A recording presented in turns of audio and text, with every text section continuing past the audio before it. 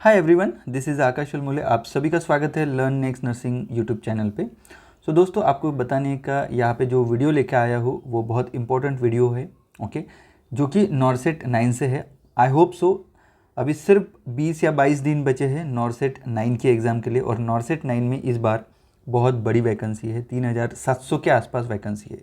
3700 के आसपास नॉर्सेट 9 में वैकेंसी है। इसमें ESIC नर्सिंग ऑफिसर की भी वैकेंसी इंक्लूड हुई है, जिपमर की भी वैकेंसी हुई है, देन बहुत सारे एम्स 17-18 एम्स की भी है, और साथ में सफदरजंग VNMC और सफदरजंग हॉस्पिटल्स, ऐसे मिला के 3700 यहाँ पे नर्सिंग ऑफिसर की वैकेंसी है। ओके, आई होप सो अभी लास्ट 20 डे बचे हैं प्री के एग्ज़ाम के लिए, और जो प्री का एग्ज़ाम है जो कि 14 सितंबर को एग्ज़ाम है। ओके, 14 सितंबर को एग्ज़ाम है इसका। ओके, सो ये एग्ज़ाम के लिए आपका प्रिपरेशन काफ़ी अच्छा हुआ होगा, ऐसा हो रहा होगा, ये मैं आशा करता हूँ। सो लास्ट में यही बताना चाहता हूँ कि अभी आपने कौन सी मिस्टेक नहीं करना है। 20 डेज़ में आपको किस तरीके से पढ़ना है, कौन सी मिस्टेक्स नहीं करना है। सो वीडियो के अंत तक बने रहिए, वीडियो को देख लीजिए। ओके, मैं यहाँ पे आपको बहुत इंपॉर्टेंट चीज़ें बताने जा रहा हूँ। ये वीडियो में हम लोग देख लेते हैं। ये वीडियो में आपके 20 डेज़, अभी सिर्फ 20 डेज़ बचे हैं। 14 सितंबर को एग्ज़ाम है। ओके, 20 डेज़ का आपका नेक्स्ट क्या करिकुलम रहना चाहिए, क्या आपका ये जो टाइम टेबल क्या होना चाहिए। पहले 10 दिन आपको क्या करना पड़ेगा। पहले 10 दिन में अभी आपको आई होप सो सभी का रिवीजन हो चुका होगा, चल रहा होगा। यहाँ पे पहले 10 में कंप्लीट सिलेबस रिवीजन आपको करना है। ओके, कंप्लीट सिलेबस रिवीजन यानी क्या होता है, यहाँ पे बहुत फास्ट और जो भी हाई इल्ड टॉपिक है पर्टिकुलर सब्जेक्ट की, इसका मैं डिटेल में अभी फुल सिलेबस कैसे पढ़ना है वो भी बता दूंगा।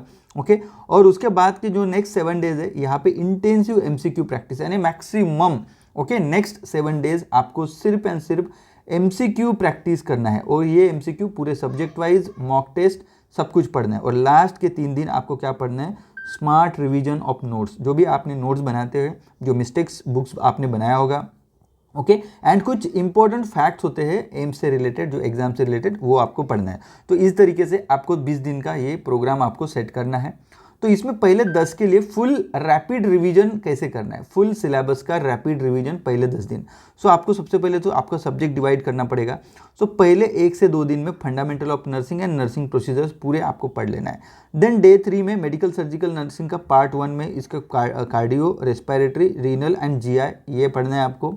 ओके, एंड उसके बाद डे 4 में आपको क्या पढ़ना है, डे 4 में मेडिकल सर्जिकल नर्सिंग का न्यूरो, एंडोक्राइन, मस्कुलोस्केलेटन, ऑन्कोलॉजी। ओके, तो ये सभी ये जो टॉपिक है, हाई इल्ड जो टॉपिक है, हाई इल्ड जो टॉपिक है ये सब्जेक्ट के, वो पढ़ना है आपको। देखना, जैसे मेडिकल सर्जिकल में जैसे न्यूरो का बोला है, तो आपको जो भी न्यूरो में बहुत इंपॉर्टेंट चीज़ें, ओके, जो 5 साल में, जो प्रीवियस 5 ईयर्स में जो MCQs आए हैं न्यूरो के से रिलेटेड, एंडोक्राइन से रिलेटेड, ओके, कार्डियो से रिलेटेड, वो आपको पढ़ना है, रीनल से रिलेटेड।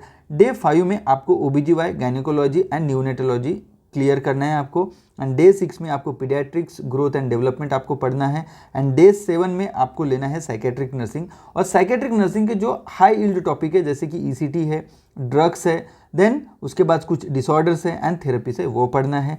देन डे 8 में आपको community health nursing, epidemiology and national programs, okay, ये पढ़ना है आपको। डे 9 में एनाटॉमी, फिजियोलॉजी, माइक्रो, फार्माकोलॉजी, ये आपके जो भी इंटीग्रेटेड नोट्स है, बहुत छोटे छोटे नोट्स आपने बनाए होंगे एनाट, फिजियो, माइक्रो के, फार्मा के, वो आपको पढ़ना है। डे 10 में आपको रिसर्च पढ़ना है, एजुकेशन पढ़ना है, और इसमें करंट अफेयर्स आपको पढ़ना है। ओके, करंट अफेयर्स में हेल्थ स्कीम्स, एम्स प्रोटोकॉल्स, ये सब कुछ आपको पढ़ना है। Research, education and management. Okay, तो आपको बोला 6 मेन सब्जेक्ट आपको पढ़ लेना है। 6 मेन सब्जेक्ट जो भी है, जैसे फंडामेंटल है, MSN है, OBGY है, ओके, कम्युनिटी है, साइकेट्री है, पीडियाट्रिक है, ये मेन सब्जेक्ट हो गए। साथ में आपको एजुकेशन, रिसर्च, मैनेजमेंट, उसके बाद आपको माइक्रो, फार्मा, ओके, न्यूट्रिशन, ये आपको पढ़ना है। ओके, अभी ये न्यूट्रिशन वगैरह आप आपके टेस्ट सीरीज में इंक्लूड कर सकते हो। ओके, देखो, जो भी आप पढ़ रहे हो 10 दिन में, जो भी पढ़ रहे हो, वो सब कुछ आपका कंसाइज नोट्स, जो भी आपने नोटबुक में नोट्स या कुछ ना कुछ बना के रखा होगा, वो आपको पढ़ना है। देन डे 11 से 17 तक आपको MCQ प्रैक्टिस करना है, मॉक टेस्ट देना है।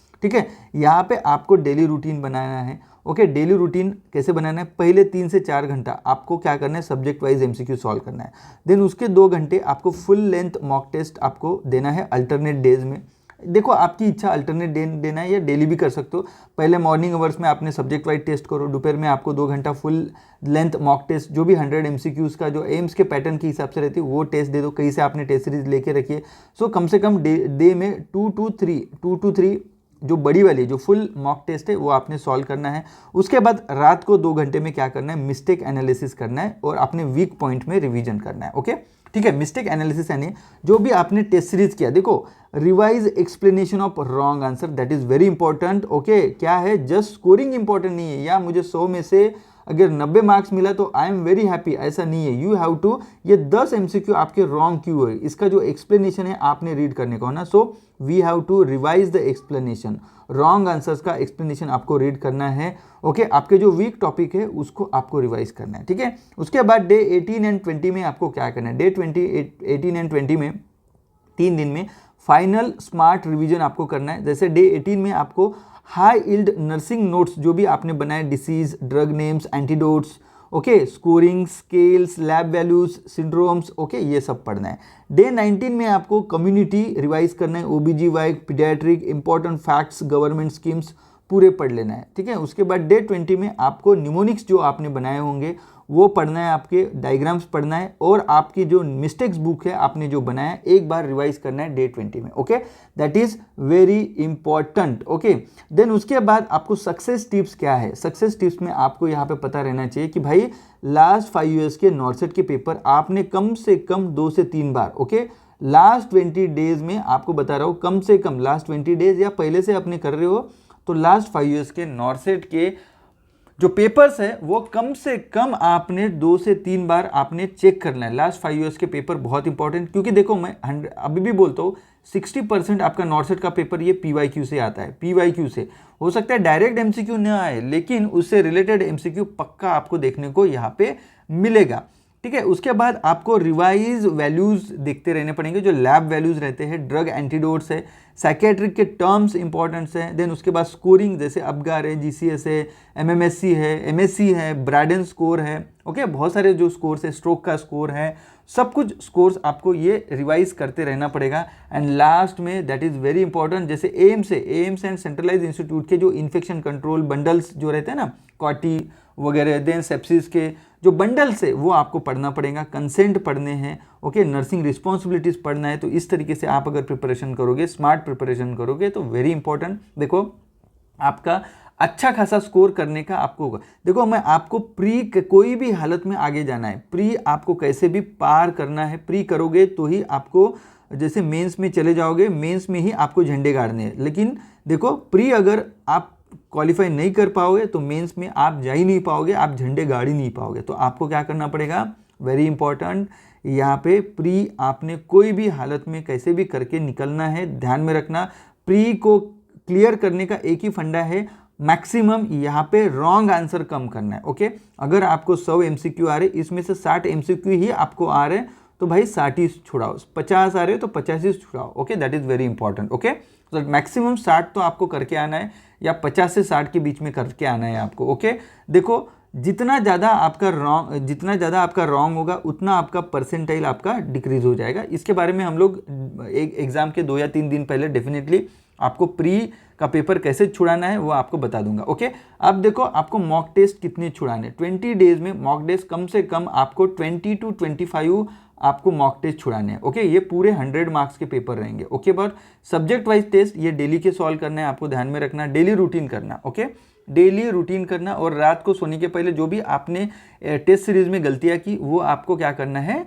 रिवाइज करना है, उसका एक्सप्लेनेशन देखना है, that is very important. Okay ठीक है, कम से कम दिन में आपको 8 आवर्स आपको पढ़ाई करना है, कम से कम 8 घंटा, उसमें 2 to 3 आवर्स का एक सेशन बनाना है। ओके आपको ध्यान में रखना 2 to 3 आवर्स का एक सेशन, 2 to 3 आवर्स का एक सेशन, 2 to 3 आवर्स का एक सेशन। ओके डेली की कम से कम 2 आपने मॉक टेस्ट छुड़ाना है, साथ में साथ आपके जो सब्जेक्ट वाइज टेस्ट सीरीज है वो आपके हिसाब से कर सकते हो, खुद के जो नोट्स बनाए होंगे, ओके नॉर्सेट की PYQ बुकलेट्स आपने तैयार किए रहेंगे, या जो MCQ प्रैक्टिस है उसमें थोड़ा सा एंक्लेस की भी आप टेस्ट सीरीज आप पढ़ सकते हो, आपके टेस्ट में आपको मिल जाएगा, जहाँ से भी आपने परचेस किया आपको टेस्ट सीरीज में एनक्लेस भी MCQ 101% आपको मिल जाएंगे। ओके ठीक है, so that's it. Okay so इसमें आपको ड्रग नेम्स लास्ट में रिवाइज करना है, drug names, antidote, lab values, vaccine, psychiatric terms, OBGY के जो कॉम्प्लिकेशंस, ओके, एंड कम्युनिटी के जो नई नई जो स्कीम्स आई है वो सब कुछ पढ़ना है। लास्ट के 20D में हाई यील्ड टॉपिक्स आपको पढ़ना है, साथ में जनरल अवेयरनेस भी थोड़ा बहुत आपको पढ़ना है, मॉक टेस्ट अटेंड करना है, ओके। सो इस तरीके से आप पढ़ोगे तो डेफिनेटली मैं बोलूँगा आपकी नैया डेफिनेटली पार होगी, ओके। तो ये पूरा जो भी मैंने बताया ये इस तरीके से आपने ये रूटीन बना लो, ओके। सो ये दिन में इस तरीके से पढ़ोगे तो आपका डेफिनेटली फ़ायदा होगा। ये जो PDF है हमारे Telegram channel learn next nursing में आपको मिल जाएगा, या हमारा जो इंस्टाग्राम है उसमें भी आपको ये मिल जाएगा। So thank you. अगर वीडियो अच्छा लगा तो मैक्सिमम शेयर करिए, ओके। लर्न नेक्स्ट नर्सिंग के साथ जुड़ने का प्रयास करिए। थैंक यू, जय हिंद, धन्यवाद।